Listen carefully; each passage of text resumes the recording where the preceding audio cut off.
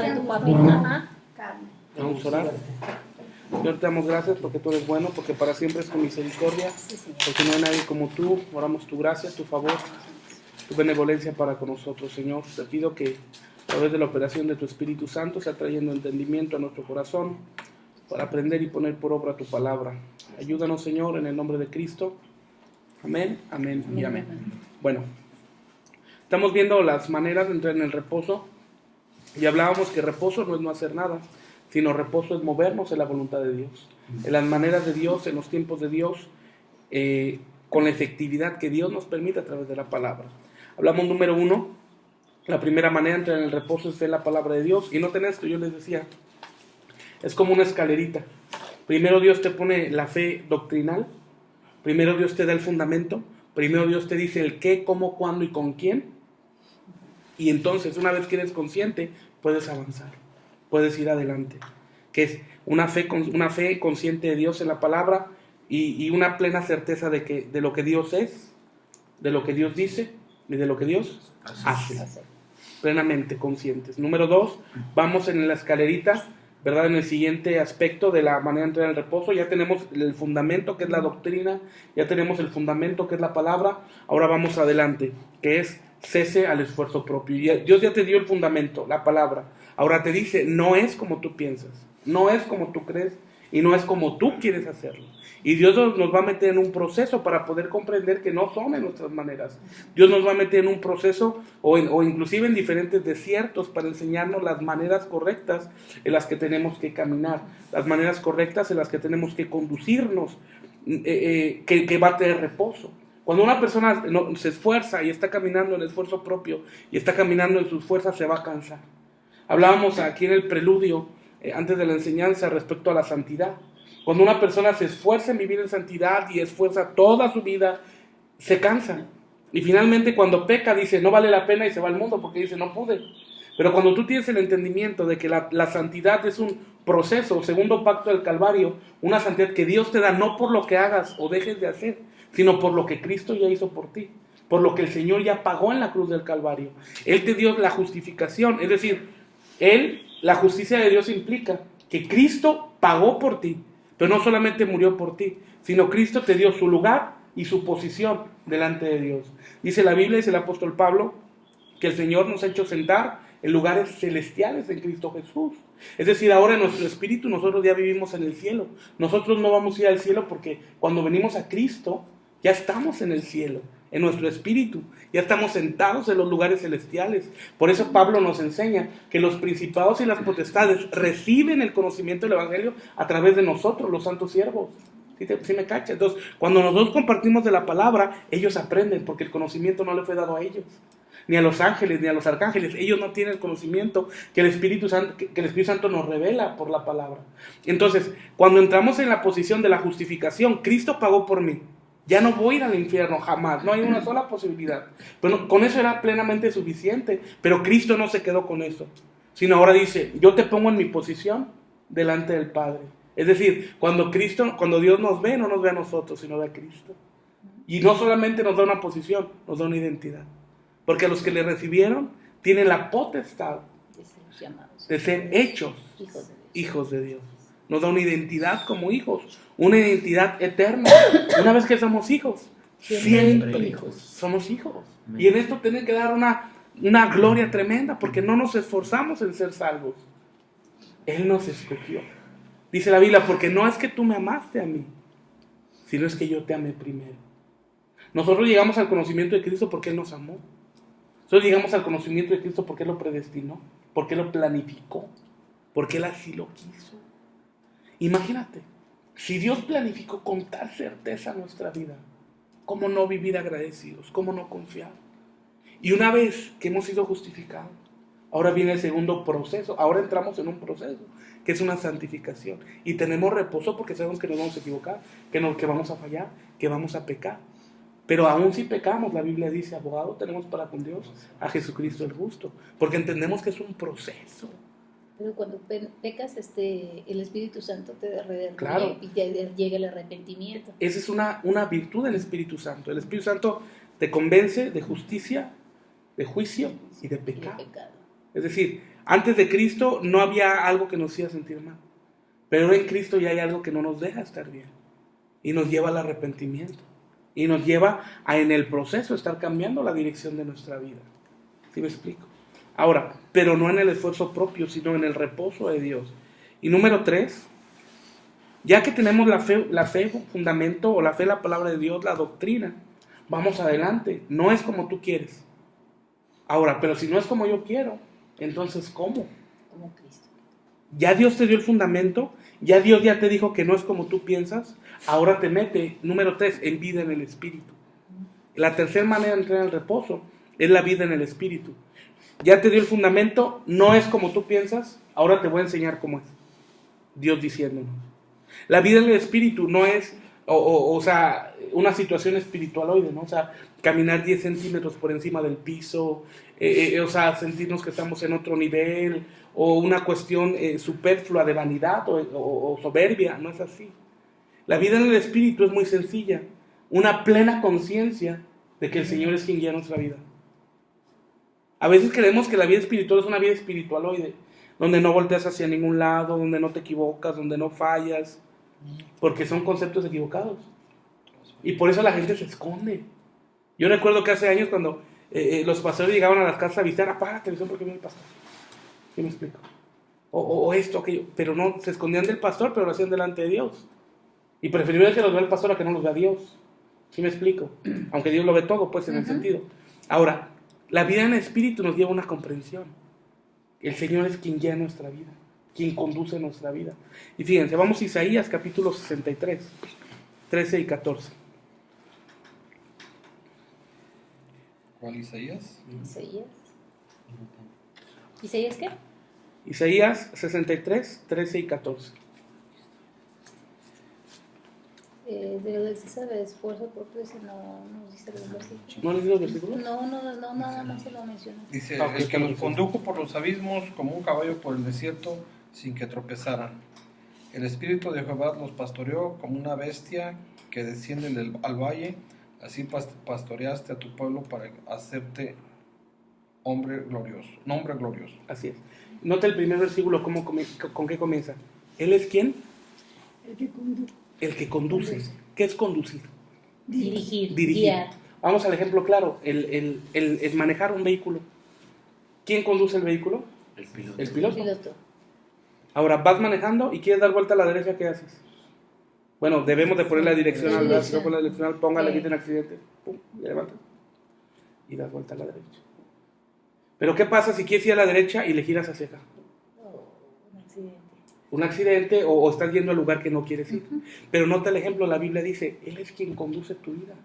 Ahora, pero nota, ¿en qué tiempo habla? Nuevamente, por favor, tan amable. El que los condujo por los abismos como un caballo por el desierto sin que tropezaran. Nota, no habla el que los conducirá. El que nos condujo. Y está hablando del pueblo, el que nos condujo.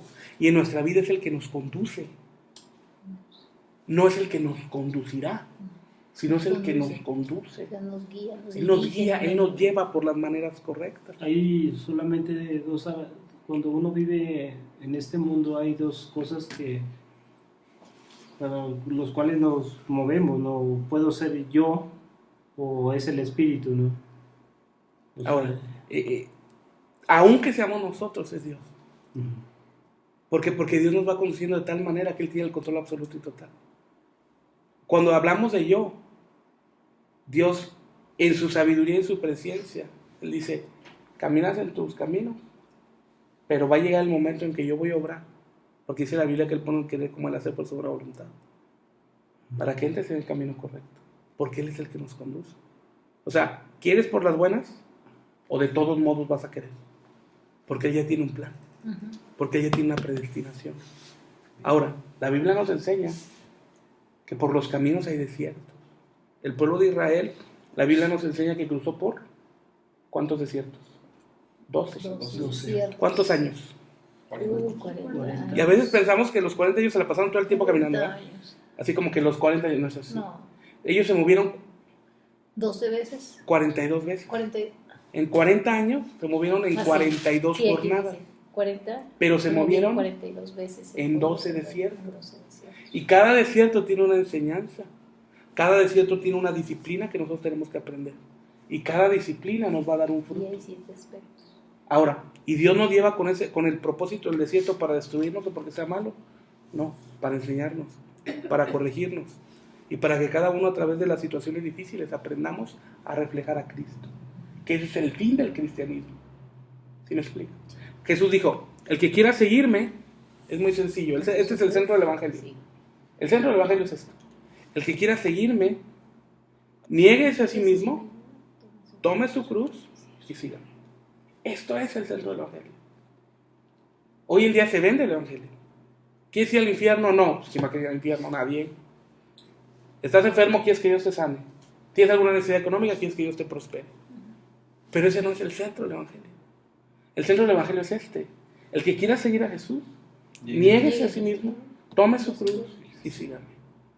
O sea, tome su cruz no se refiere a una situación física, sino al camino del Calvario, al camino de Cristo, al camino de la palabra, al camino de la negación personal.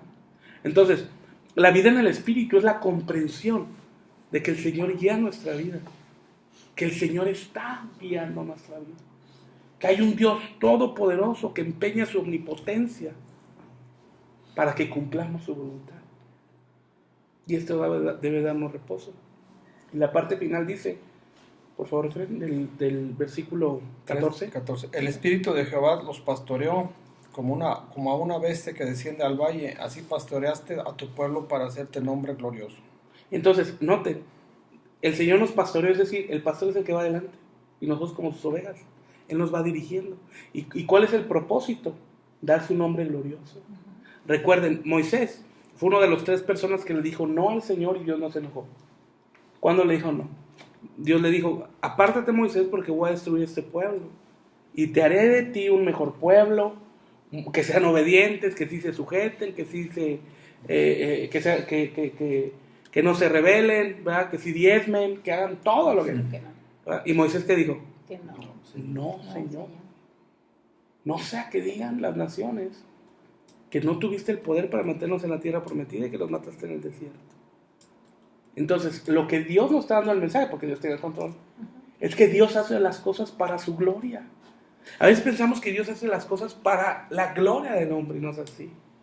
Y dice el versículo, para darse que al final, Hacerte nombre glorioso. hacerse un nombre, Hacerte hacer tu nombre nombre glorioso. glorioso. Entonces, a través de las circunstancias y los procesos donde Dios nos va a meter, a través de los procesos, Dios mismo se glorificará.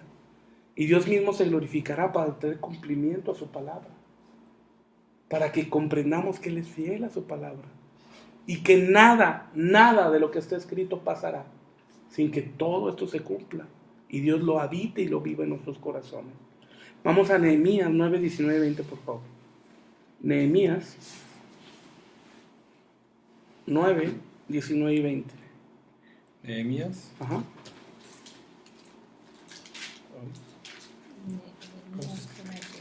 Nehemías con H.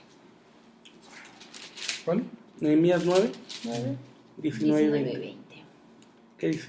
Dice, tú, con todo, por tus muchas misericordias, no los abandonaste en el desierto. La columna de nube no se apartó de ellos de día para guiarlos por el camino, ni de noche la columna de fuego, para alumbrarles el camino por el cual habían de ir. ¿Y el 20 también? Uh-huh. Sí. Y enviaste tu buen espíritu para enseñarles, y no retiraste tu maná de su boca, y agua les diste para sus sedes.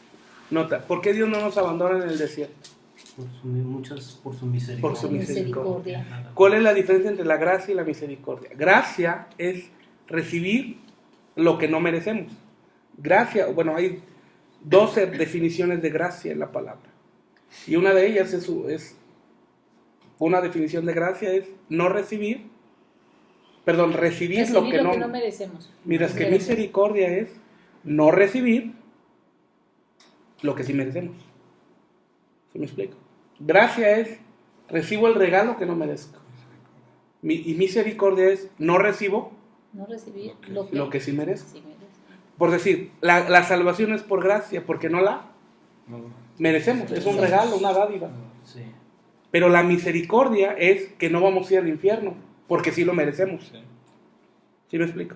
Sí. Entonces, aunque merecemos un castigo, aunque merecemos una condenación, aunque merecemos que nos vaya como en feria, por mi misericordia no te dejo. O sea, por mi misericordia, en otras palabras, no te doy lo que te corresponde porque te amo. Y luego, ¿qué sigue diciendo? Por mi misericordia no nos abandonó en el desierto. La columna de nube no se apartó de ellos de día para guiarlos por el camino, ni de noche la columna de fuego para alumbrarles el camino por el cual habían de ir. Hasta de mí, por ¿Por favor. qué? Porque y fíjate, merecíamos la muerte. merecíamos la muerte. Ahora, pero en el desierto empieza a decir lo que Dios empieza a suplir. En el desierto los climas son muy extremos. ¿Es correcto? Sí. No, frío en la noche, helado, ¿Y en el día? un calor. Calorón. Entonces, en el día les mandó una nube para que el sol no los atosigara, para que el sol no los matara de insolación, para que no quedaran mal. Dios les envió una nube para guiarlos y para protegerlos. Y después dice, y de noche una columna de fuego. Para alumbrarles el camino. Entonces, mientras en el día la nube no les permitía que la temperatura subiera tan alto, en la noche La columna fue para calentarlo. y guiarlos. Y para que los animales ponzoñosos No los atacaban. no los atacaran. Dios tiene cuidado hasta el pequeño detalle. Y no se quedó ahí, no solamente les dio la nube, no solamente les dio la columna, sino sigue diciendo, y mandé. Y enviaste tu buen espíritu para enseñarles, y no retiraste tu mano de su boca, y agua les diste para su sed. 3 cosas, dice, y enviaste tu buen espíritu, y espíritu está con E mayúscula, se refiere al Espíritu Santo. Y enviaste tu buen espíritu, Para enseñarles. enseñarles, darles maná y beber agua, es decir, suplir las necesidades. Enviaste tu buen espíritu para enseñarles, abrir el entendimiento a nosotros de la palabra, el maná, comer la palabra a través de la operación del Espíritu Santo, comprenderla, y la sed, que son las necesidades físicas.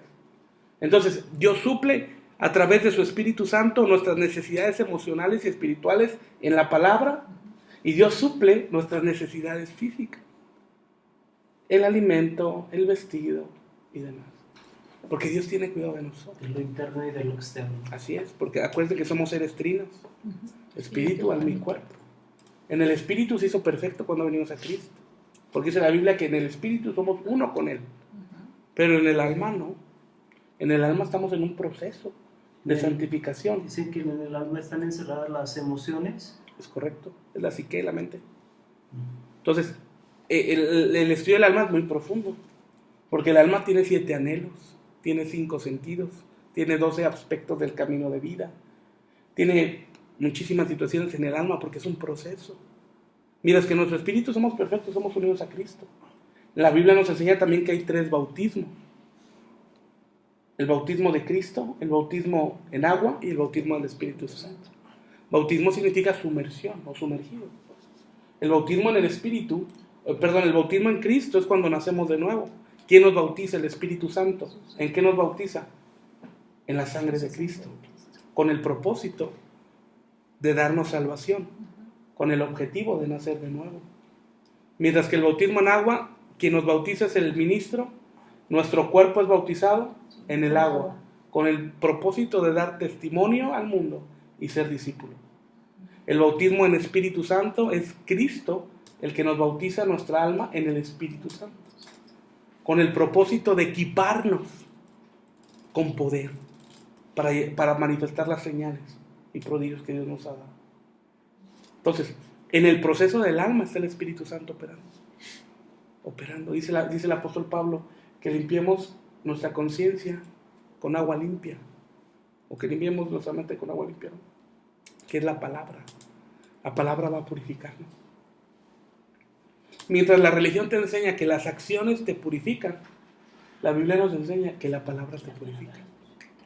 Porque una vez que entra la palabra en tu alma, hay una consecuencia en tu obra, pero no una consecuencia en la obra para que cambie lo interno, sino entra la palabra en lo interno para que se manifieste lo externo. Por eso tenemos que leer la palabra para limitar nuestro espíritu. Nuestra alma. Nuestra alma, pues, Así es. y ya. Así saca es. todo. Entonces, Dice, la palabra limpia nuestra alma para una obra externa. No es la obra externa para limpiarnos por dentro. No. La palabra nos limpia por dentro para tener una obra externa. ¿Sí me explico? Ahora, Juan 7, 38 y 39 dice, y estamos terminando. 7. Juan 7, 38 y 39. Bueno, Ujú. Entonces la palabra. 7. Ajá. 38 y 39. El que cree en mí, como dice la Escritura, de su interior correrán ríos de agua viva.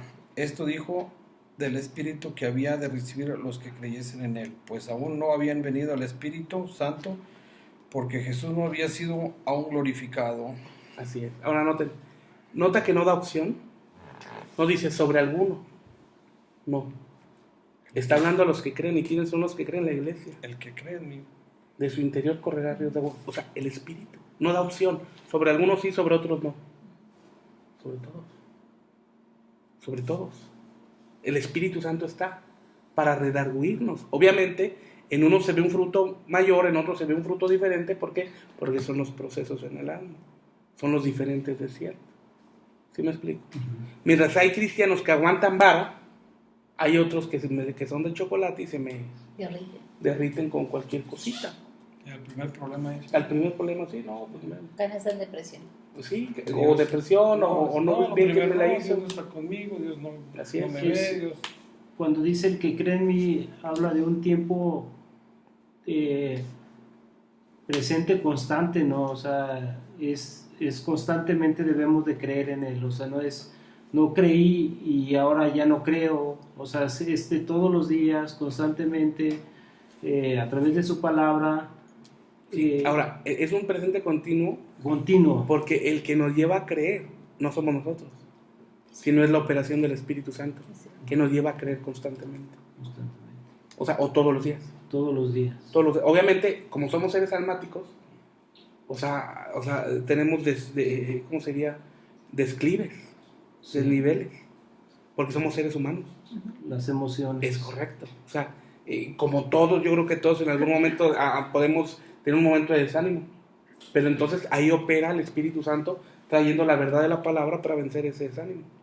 Sí, amén. Ahora, la diferencia es, cuando no hay un nivel de madurez, el desánimo permanece. Y se busca culpables, no se busca soluciones. Es que me hicieron, es que me hacen, es que no esto, es que... sabes que, pues la verdad yo tuve, o sea, yo fui el que correcto. yo soy el que...